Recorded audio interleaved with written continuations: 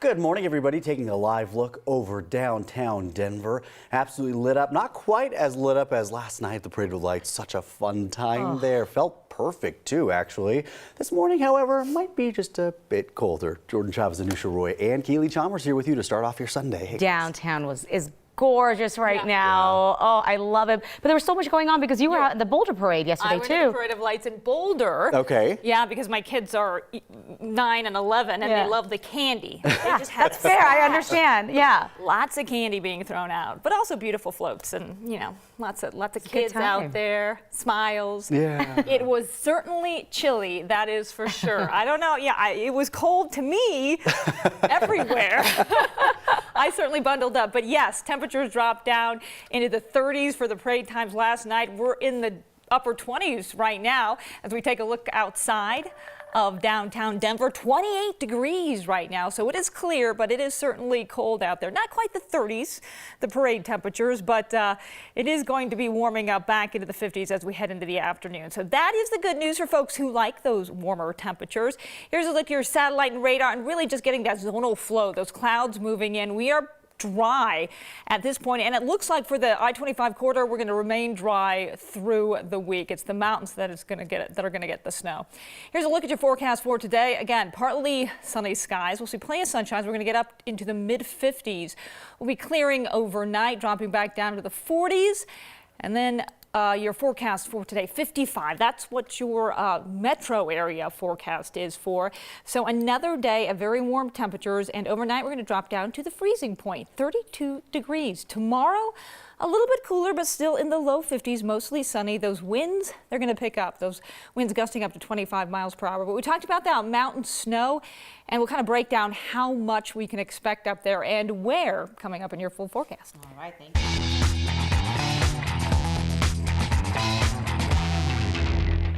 It is certainly a new era. The Buffs are back, and Deion Sanders was just named head football coach at Colorado. Yeah, that's right. Known as Prime Time during his Hall of Fame career, he has now transitioned to Coach Prime. And we're hoping that he brings whatever magic led to his undefeated season at Jackson State here to Colorado next year. This is one of the biggest coaching hires in Colorado State history, by the way. Yeah, and for those who may not be totally familiar, we got you covered. Sanders comes to Colorado as a very decorated athlete. He played at Florida State from 1985 to 88, where he was a multiple-time All-American, winning the Jim Thorpe Award as the nation's best defensive back in 1988. He still holds the NCAA record for career punt return yards, but never played against CU in college. We are also making trading cards, by the way, so that we can hand out all these facts to everybody.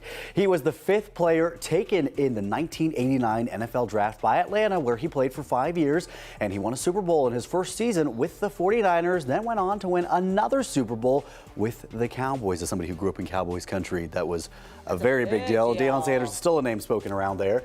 He didn't do much, though, in his 3 career NFL games against the Broncos, but he did get 1 interception as a Niner, picking off Elway. And he's not just a football star, he's a baseball star as well. In his major league career, he played 26 games against the Rockies. He also hit an inside-the-park home run in his first game against the Rockies in 1993 at Mile High Stadium.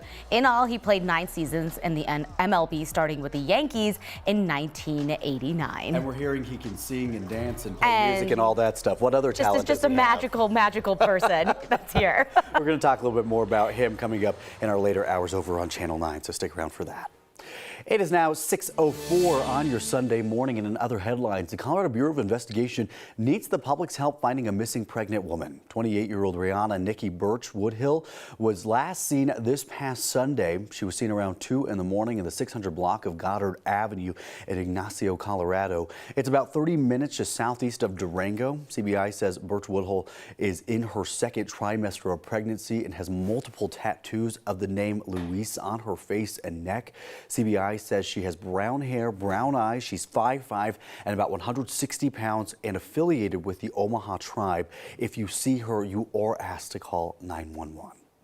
Police in Aurora arrested a 16-year-old for shooting at 7 police officers on Wednesday. Aurora police were following a stolen car late Wednesday night, and they followed it into a King Soopers parking lot when police say a person in that car started shooting at officers unprovoked.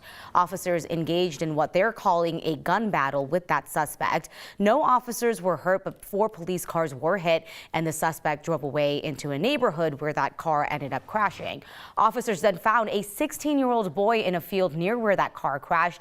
He was already in custody earlier this week for another warrant, and then this weekend the investigators announced that he was also one of the suspects in that shooting. Police are charging the teen with 7 counts of attempted murder of a peace officer. They are still looking for a second suspect in that shooting. They are now offering a $10,000 reward to anyone with information. Loved ones gathered to remember Raymond Green Vance yesterday. He was one of the 5 victims killed in the Club Q shooting just 2 weeks ago. The public was invited to a dove release amid a candlelight vigil yesterday. Born in Chicago, Vance had spent his entire life in Colorado Springs and had just gotten a job at a FedEx distribution center. Friends and family remember Vance as a kind, selfless adult with his entire life ahead of him. His girlfriend was also there sharing a message of love, saying, quote, "Just love your loved ones. I think that's what Raymond taught me." Raymond was always about love. Ceremonies for Daniel Aston are in the works. Public services for Kelly Loving and Derek Rump are being held out of state. Services for Ashley Paw are being privately held in La Junta. Firefighters in Denver rescued 2 kids from a 2nd-story window Saturday morning. That burning home was near East 37th and Humboldt Street. Firefighters found the flames on the 1st floor, so ended up having to use ladders to get to the kids on the 2nd floor. One person was taken to the hospital, and the cause is still under investigation. While RSV and COVID continue overwhelming hospitals in Colorado, now flu cases are piling on as well. Colorado is among 10 other states where flu activity is considered very high, according to the CDC. Those states are highlighted right there in the dark purple. 222 new flu-associated hospitalizations were reported last week, according to the state health department, bringing the total flu-related hospitalizations to 517 this season. Last week, 208 kids and 36 adults were hospitalized with RSV, and another 440 Coloradans were in the hospital last week with COVID.